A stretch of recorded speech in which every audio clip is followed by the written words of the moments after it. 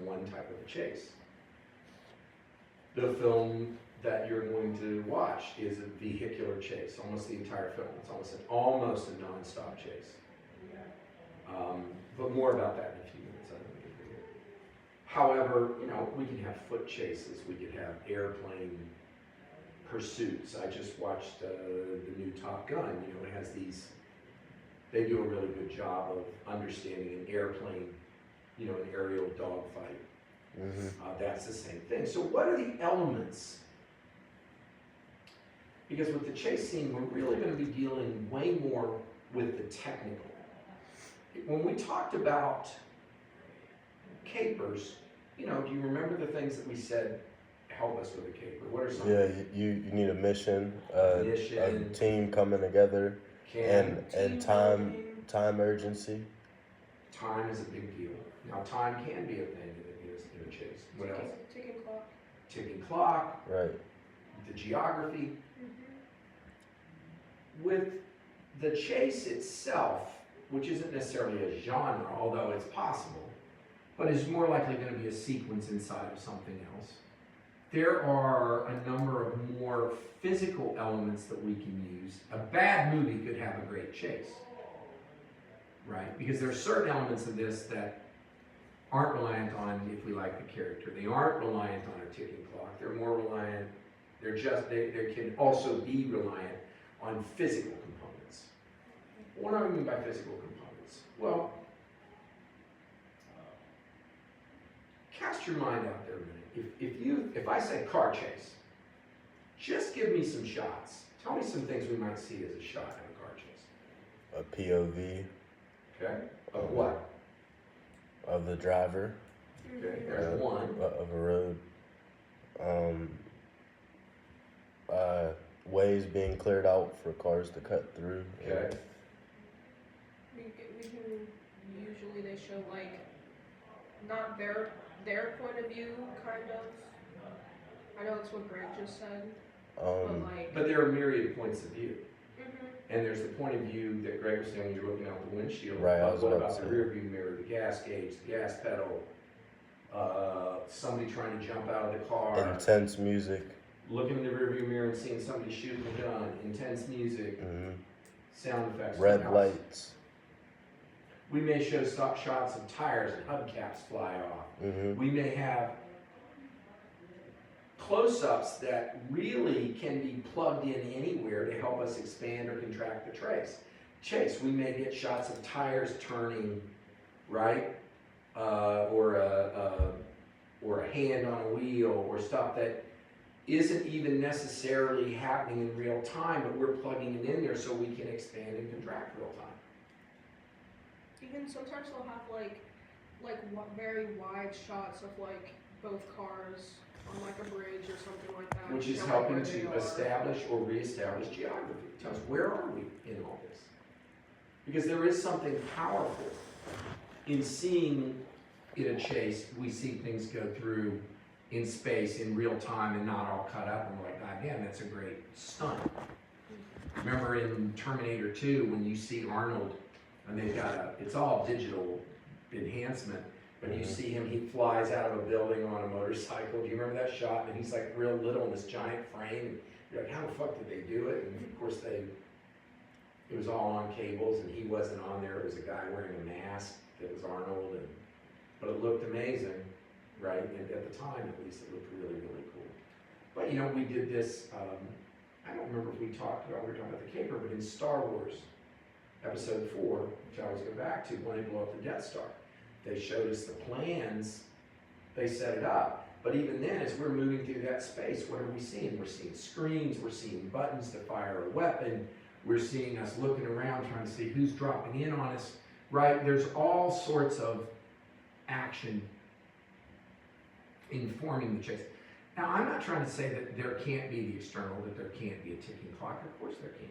What if we were doing a movie about a motorcycle race through the desert, and you got 24 hours to complete the race or something? Or what if we were doing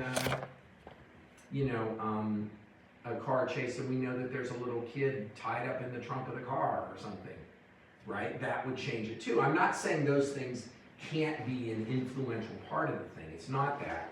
What I am saying is, hey, what we're gonna try to do is focus on the elements, the basic building blocks of an effective chase sequence. Now, I'm in a bit of a chicken and an egg moment here because I don't want to go too deep into the conversation until you have seen this film and then seen Spielberg talk about how he made the film.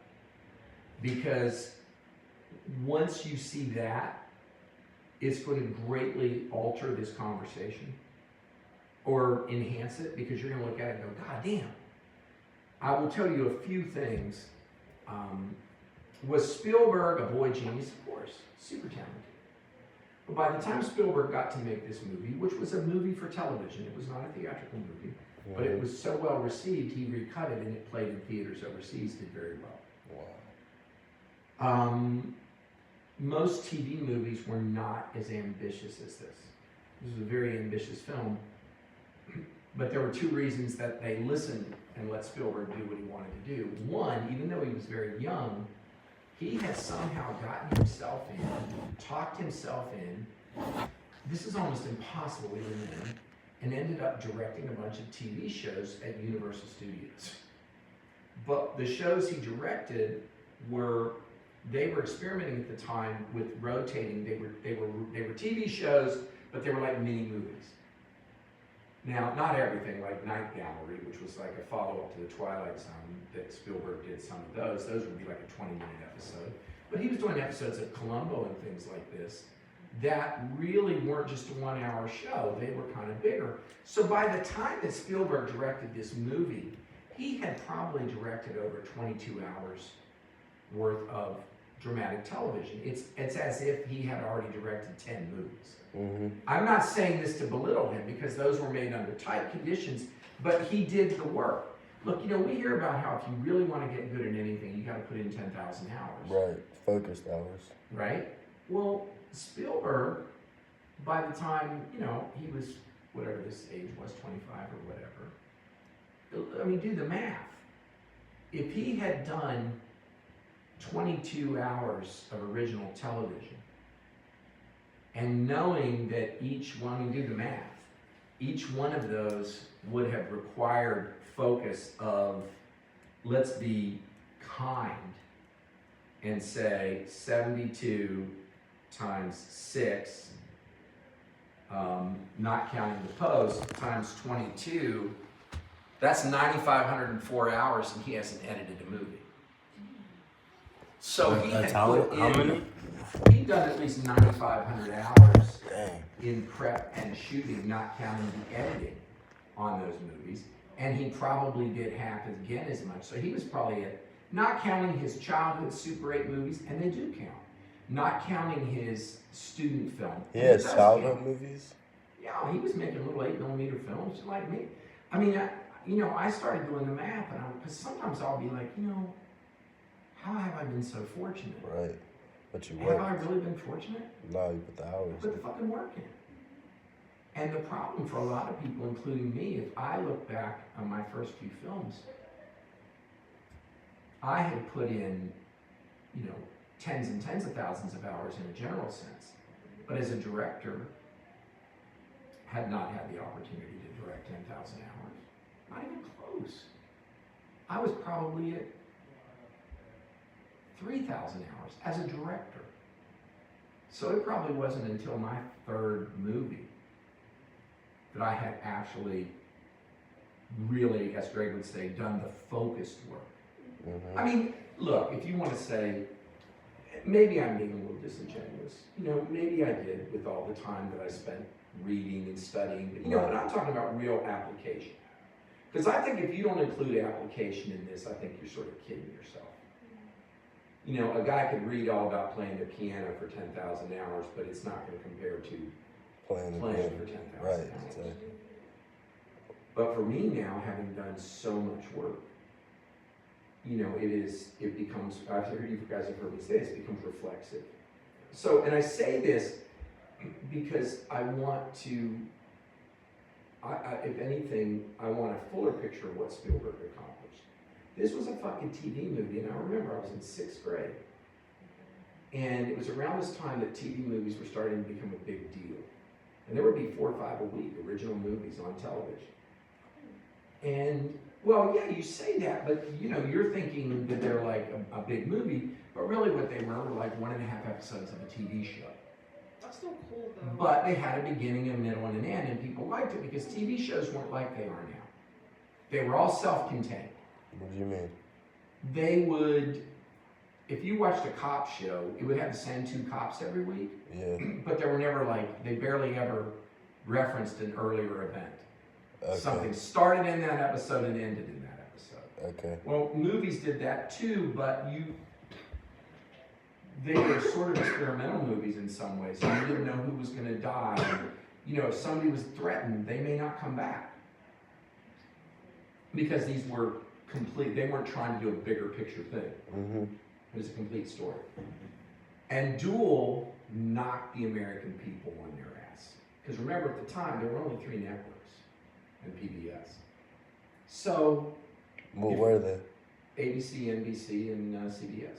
Okay. And ABC, this movie was on, and it blew up. Now, it aggravated people to an extent, a lot of these movies, because they had sort of ambiguous endings. A lot of times you didn't know. Like this has a somewhat ambiguous ending. You never learn certain things you'd like to know. Mm-hmm. And that actually makes it creepier. Like cliffhangers? No. It's like, was that really the devil? Did he die? Or, you know, why is this happening? It would get a little frustrating, but a lot of these movies are really good. There was one called The Night Stalker. It was a vampire movie, and it was fucking great, and it was the biggest, it was the highest rated TV movie for decades. And when I went to school the next day, every kid at school had flipped shit. My mom and dad never would watch scary shit with us. My mom and dad were like, damn. Like they were scared. Like it was good. It was And it's a effective. TV movie. It was a TV movie. But written by a really great writer, Richard Matheson, and a very good director. I was gonna say who directed that. A guy named John Llewellyn Moxie, who actually, I don't think I showed you guys Horror Hotel, did I? Mm-mm. I didn't think I had. But it's a pretty cool atmospheric little horror film he did in Britain in 1960. Horror Very Hotel. Yeah, Horror Hotel, also Okay. called City of the Dead. But anyway, so this was really something. Now, part of this you're not going to quite appreciate until you see Spielberg talk about it, and then I'm going to elaborate on it afterwards. I want you to just enjoy the movie now, but I want you to look at the ways that Spielberg controls the relationship between the car and the truck that is pursuing the car. I want you to enjoy the film. But I really want to then dig deep when we're all done, and I want to explain to you just how he pulled this off, because it is fucking impressive. Okay? So let's get this going so we have time to talk at the end and hopefully Alright, let's do it. get caught up on some stuff, alright? Because this is, let me just see what the running time is. Can you see it? I can't see it. Mr. Ball, let me show you something real quick. You come show it to me while I sit here and suffer. Okay, so I found this artist that has been going, he has been blowing up so hard. He takes Okay. specific films and TV shows and he transforms the main people into people of color. And it's like so cool. I'm gonna do a Dracula. That's really cool. Oh, that's my niece. Are there any more? Is that it? I didn't go to his page, but that's just the one I screenshotted. See, I love stuff like this. Yeah. He's been making posters and t-shirts. But I love it. But you know what I like? You know how I love deconstructionism? It's making us rethink. Are you aware of the film Blackula? I've heard of it. Okay, and I know it sounds stupid. It's not. It's fucking cool. Scream Blackula, Scream the sequel is not as cool. It's a blaxploitation film. That's what I was. But I will tell you, like, I'd happily screen it with you sometime if you wanted to. I'd love to show it. We could watch it. I want to. But I mean, it's a 70s exploitation film. But what's great about it is, here's the kickoff of the film. Prince Mamuwalde, I can't say his name right, leaves Africa, travels, he's traveling around visiting heads of state in Europe. He goes and meets with Dracula and says, like, I'd like your help signing this petition. We're going to try to outlaw the slave trade. And Dracula's like, well, fuck you, and bites him. Hey. Okay. All right. Yeah.